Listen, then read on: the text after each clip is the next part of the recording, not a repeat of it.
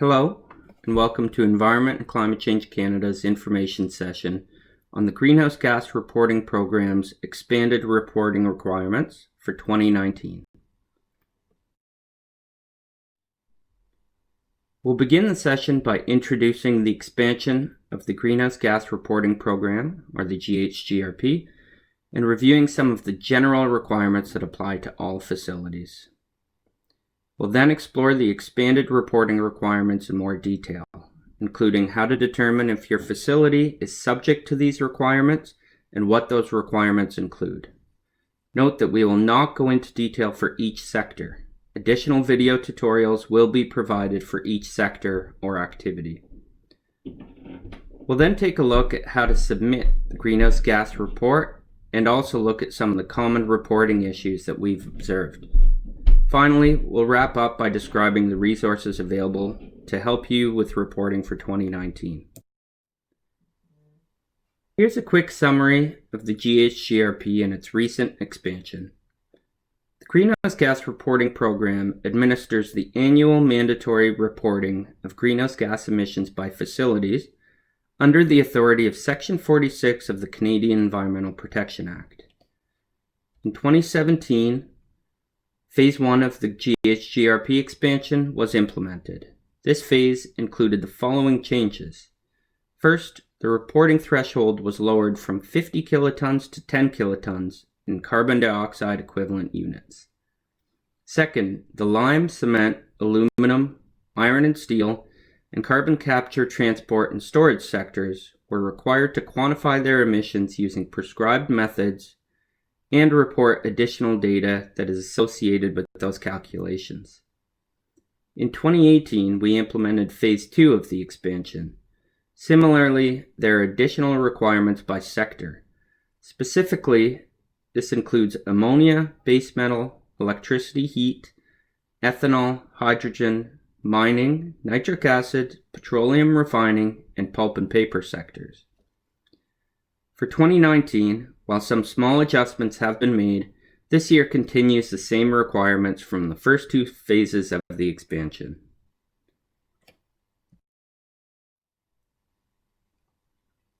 Before we move on, let's review the general GHGRP requirements, which apply to all facilities.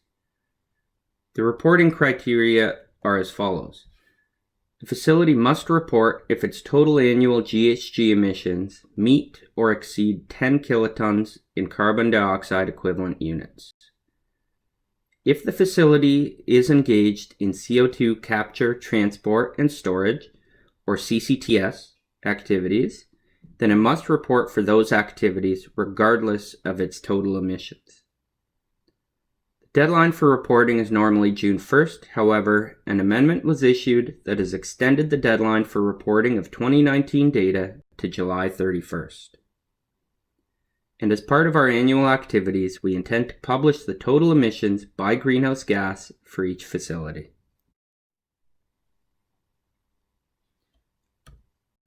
All facilities, including those with additional requirements under the expansion, must report their total emissions of each greenhouse gas grouped by the 9 emission source categories.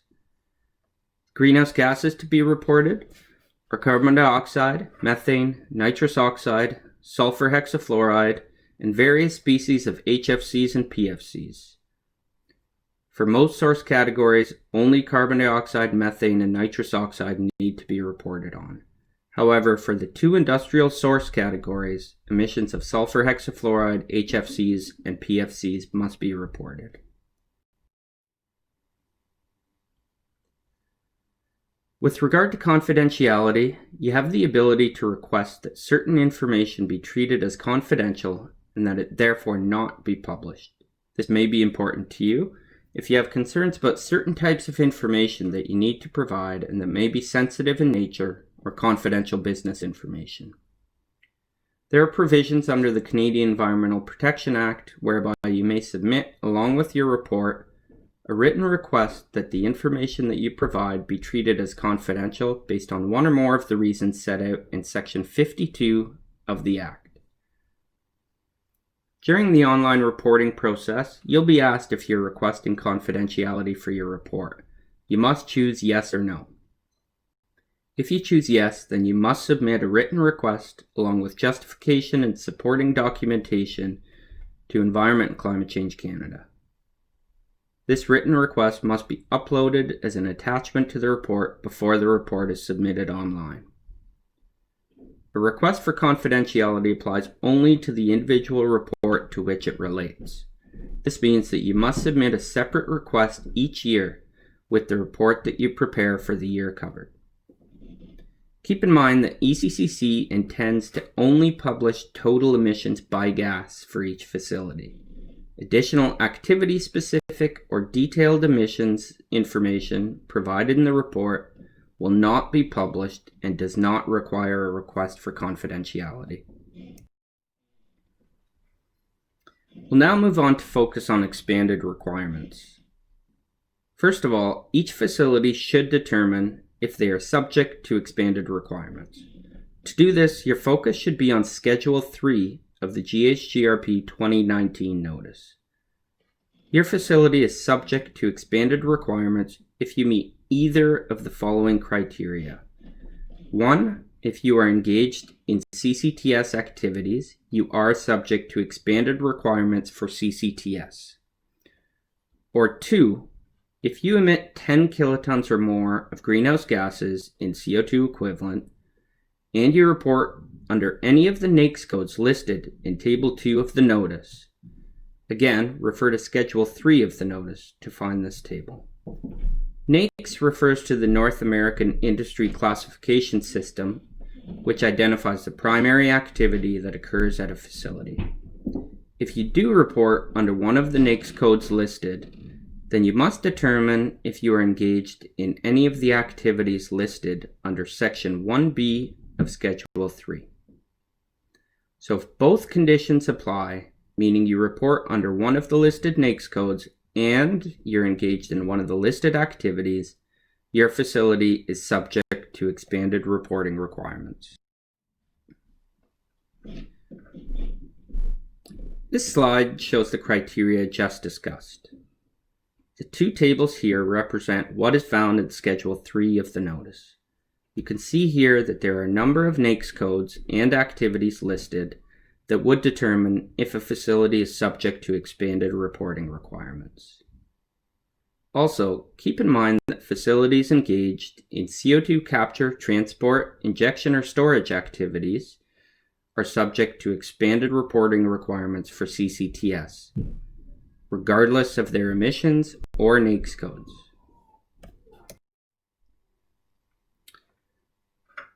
Expanded reporting requirements refers to additional reporting requirements for those facilities subject to the GHGRP expansion. This table shows the sectors subject to the GHGRP expansion, along with references to the additional requirements in the GHGRP 2019 notice and quantification requirements documents. The additional requirements are included in Schedules 6 to 18 of the GHGRP notice and cover the following activities: CCTS, fuel combustion, electricity and or heat generation, petroleum refining, and production of lime, cement, aluminum, iron, steel, ammonia, nitric acid, hydrogen, pulp and paper, and base metals. All facilities subject to expanded requirements are required to report the fuel combustion information detailed in Schedule 7 of the notice.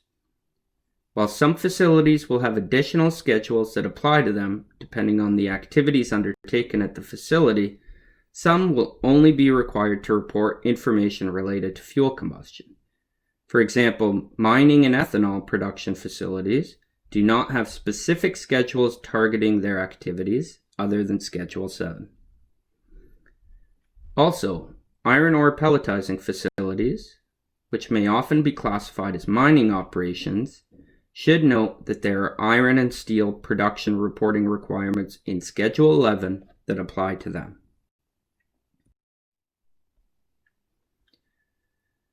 Facilities subject to the GHGRP expansion are also required to use prescribed methodologies when calculating emissions. These are detailed in Canada's Greenhouse Gas Quantification Requirements document, which may be found on our website. This document includes methods for all relevant activities subject to expanded reporting requirements. Note again that the fuel combustion requirements are applicable to all facilities subject to expanded requirements. The fuel combustion methods are detailed in Section 2 of Canada's Greenhouse Gas Quantification Requirements. Facilities that are subject to the Federal Output-Based Pricing System Regulations, or the OBPS, may be aware that there are required methods to follow for quantifying emissions to be reported in the OBPS annual report. These methods are also allowable for your GHGRP report. Note that the OBPS regulations refer to the GHGRP's 2017 quantification methodologies document, where applicable. In the GHGRP reporting module, there is a section where you must indicate if you're using these methods for your GHGRP report. If you select yes for this option, the methodologies that you can select on the subsequent screens no longer refer to the 2019 GHGRP methods. They refer either to the 2017 GHGRP methods or other OBPS methodologies. In the OBPS reporting system, there's a function provided that will generate an OBPS to GHGRP printout based on the emissions you're reporting in the annual OBPS report. It is intended to help reporters map their emissions from the OBPS annual report to the GHGRP report. This is not intended for facilities that are subject to expanded GHGRP requirements. In the GHGRP report, after reporting the detailed information for each applicable activity, there is a function that automatically populates the total emissions categories based on the previous emissions information provided. Therefore, there's no need to use the printout.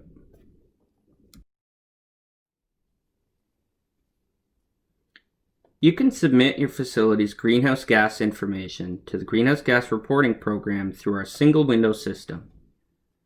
The single window system consists of three key components: a secure sign-in process, where you access the system by logging in with a sign-in partner or GC key. After logging in, you'll enter the Single Window Information Manager, or SWIM, and this allows you to edit information about your profile, organizations, facilities, and contacts. It allows you to manage roles for other users, and it also gives you access to program-specific reporting modules. Once you've entered or updated your information in SWIM, the next step is to access the reporting modules. For reporting to the GHGRP, use the ECCC and Partners Greenhouse Gas Reporting module. Several provincial government partners also use the single window system for collecting GHG data from facilities, including Alberta, New Brunswick, Nova Scotia, Saskatchewan, and Ontario through the ECCC and Partners reporting module. And British Columbia collects this information through the BC GHG module.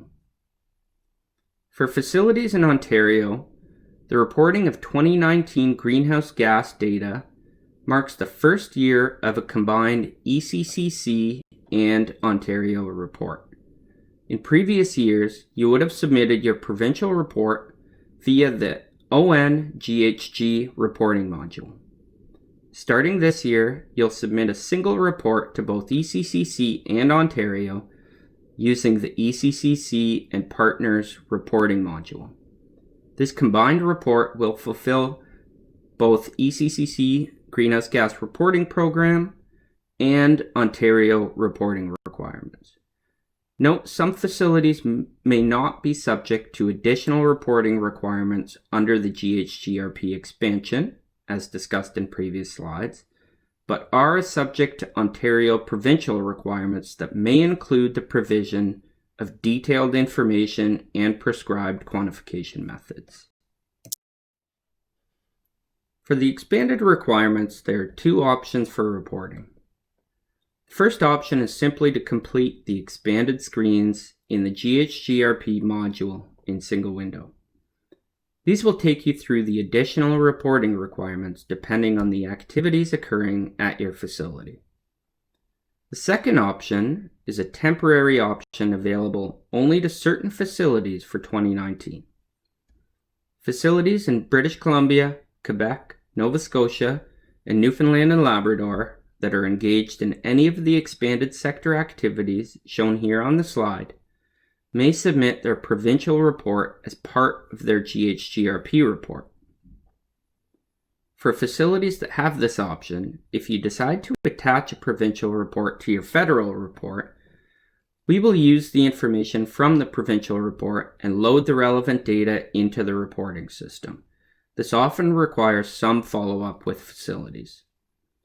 Also, whether you decide to upload your provincial report or not, you are still required to enter data into your GHGRP report for the general reporting requirements. For example, emissions totals by gas by source category, such as CO2 from stationary fuel combustion. Now let's look at some common issues we've seen in reporting thus far. One of the most common issues is that the emissions reported by activity, when added up, do not match with the total emissions reported. For example, the sum of the emissions reported by fuel in the fuel combustion activity screens do not match up with the total reported for the stationary fuel combustion source category. These should be aligned.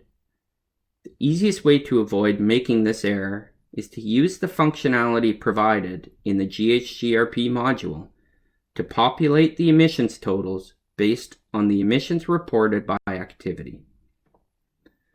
Please see the video tutorials that give demonstrations of the single window system to see how to take advantage of this functionality. Another issue we've observed: if information needs to be corrected in your report, do not simply correct the emission totals for a source category.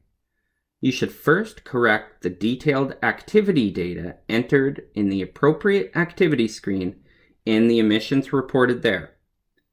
After doing this, you may then simply use the functionality to populate emission totals by source category.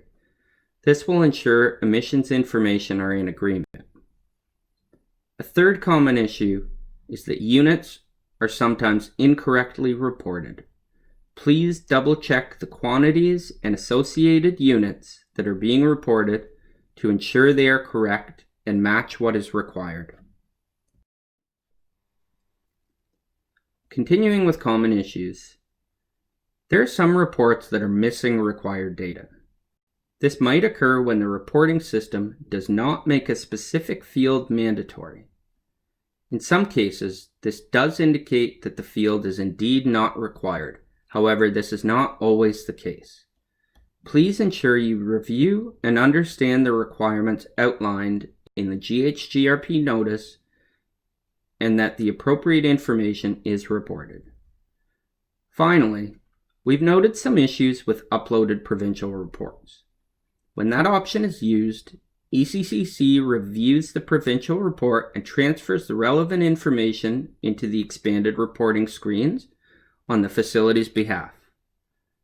Provincial reports do not often map easily to the ECCC activity screens, and therefore errors may occur. We inform facilities when processing their provincial reports and mapping the data. To reduce the occurrence of errors in this process, we ask the facilities review and ensure that the processed versions of their report reflect accurate information.